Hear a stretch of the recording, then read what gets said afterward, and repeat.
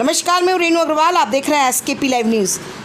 जहां एक और वृक्षों को बचाने के लिए वृक्ष पर चिपककर लोग वृक्षों की रक्षा कर रहे हैं, वहीं वन विभाग और नगर पालिका वृक्षारोपण के नाम पर लाखों रुपया, करोड़ों रुपया खर्च कर रही है।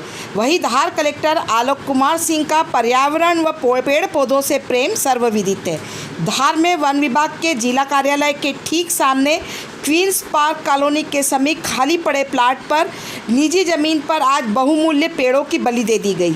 इन बेशकीमती वृक्षों की जिनकी उम्र का अभी तक आकलन नहीं किया गया था, उन जिंदा वृक्षों की बलि भूमाफियाओं के द्वारा आज दे दी गई और नगर पालिका, वन विभाग, राजस्व विभाग का अमला कान में तेल डालकर, आंखों पर पट्टी बांधकर गांधारी की तरह बैठा हुआ है। हालांकि जिंदा वृक्षों को आरा मशीन से काटे जाने की बात धार कलेक्टर के कानों तक नहीं पहुंची है। यदि पहुंचती तो इन भूमाफियाओं के द्वारा इन जिंदा वृक्षों की बलि दिए जाने के अपराध में धार कलेक्टर कड़ी से कड़ी कार्रवाई करते। सबसे बड़ा सवाल कि वृक्षों को काटने की परमिशन, वह भी जिंदा वृक्षों को, कैसे मिली?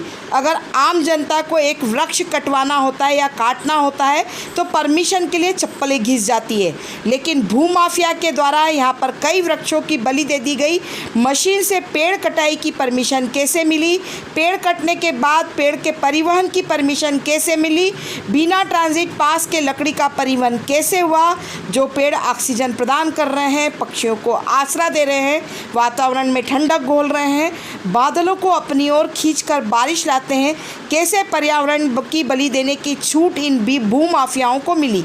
इंसानों के आशिया बनाने के लिए कई पक्षियों का आशिया उजाड़ दिया गया।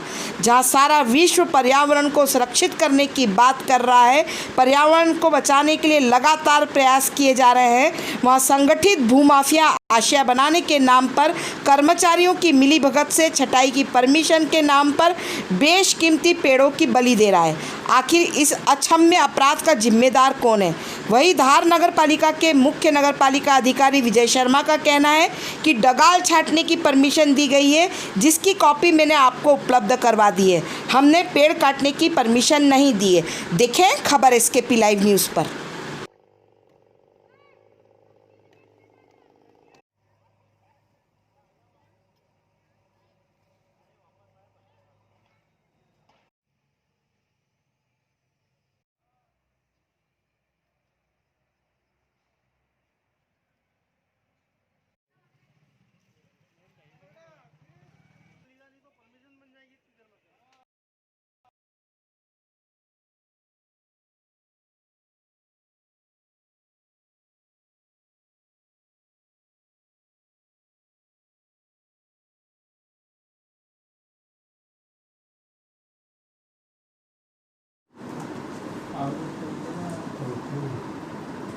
छोटे मोटे में तो चलता पुराना झाड़ 50 फीट ऊंचा झाड़ था। नहीं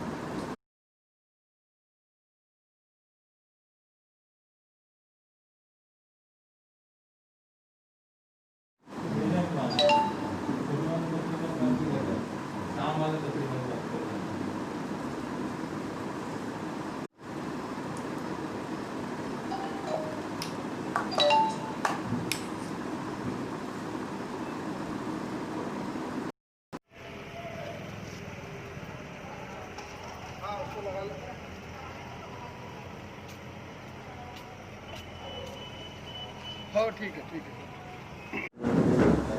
भैया, इसको देख लो पंचनामा बना के, और वो तो झाड़ वहीं पड़ा है ना सर। उसको उठा के ले रात को गायब हो जाएगा सर।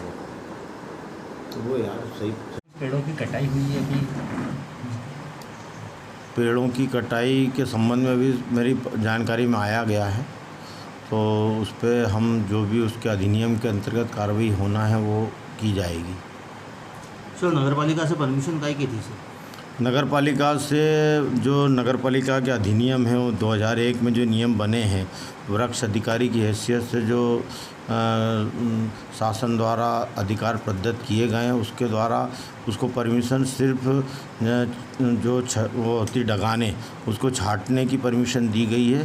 पूरे वृक्ष को काटने की परमिशन हमारे द्वारा नहीं दी गई है। और इस अनुमति को मैंने आप लोगों के समक्ष बता भी दिया है और आपने इसके फ़ोटोग्राफ्स भी ले लिए, कॉपी भी कर लिए। सर आगे की प्रोसीजर क्या रहेगी सर? आगे की प्रोसीजर में ये यदि उसके द्वारा वृक्ष काटा गया है, जैसे कि आप लोगों ने लाया और हमारे को भी जानकारी मिली है, उस अधिनियम में जो भी प्रावधान है उसके हिसाब से कानूनी कार्रवाई की जाएगी। क्या प्रकरण दर्ज होगा नगर पालिका की ओर से? इस अधिनियम के अंतर्गत यदि प्रकरण दर्ज करने का प्रावधान होगा तो प्रकरण दर्ज भी कराया जाएगा। सर ये प्लाट किसका था और कितने पेड़ लगे हैं?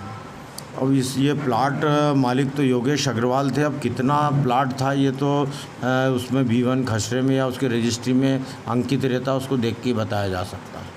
ठीक सर।